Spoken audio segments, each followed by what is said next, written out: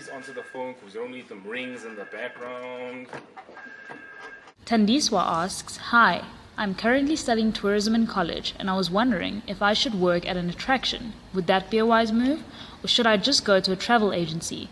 I'm torn between the two." Tandiswa. Yini attraction, Tandiswa? What's that? ¿Qué es atracción? Español! Oh, good man.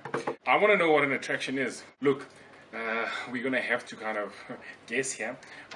Are you talking about a resort? Are you talking about a museum? Are you talking about a travel agency? Tourism is pretty broad, and there's certain elements, certain industries that feed into it, right? So you've got your airlines, you've got your transport businesses, you've got your resorts, as I've mentioned already. You've got museums, you've got national monuments. There's quite a lot of businesses that are all in different fields that the tourism would use. How I would want you to approach the tourism qualification, let it be different. Let it be different to how most and a lot of career seekers that I've come across that study tourism is that they study a tourism qualification and they go work for a travel agency. Okay, cool.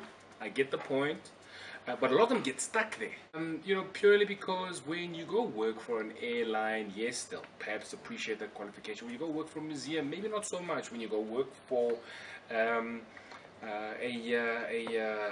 resort, perhaps not so much.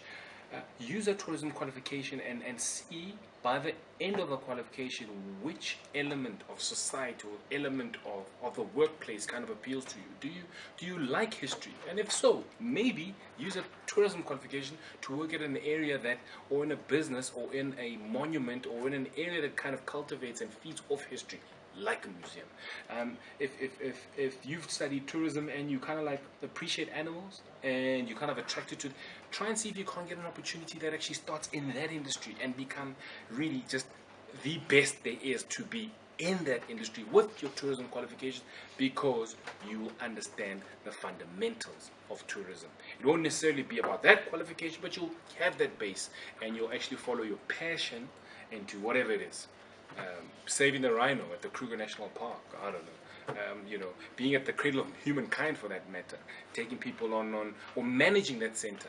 So trying to attack the tourism qualification from a different angle.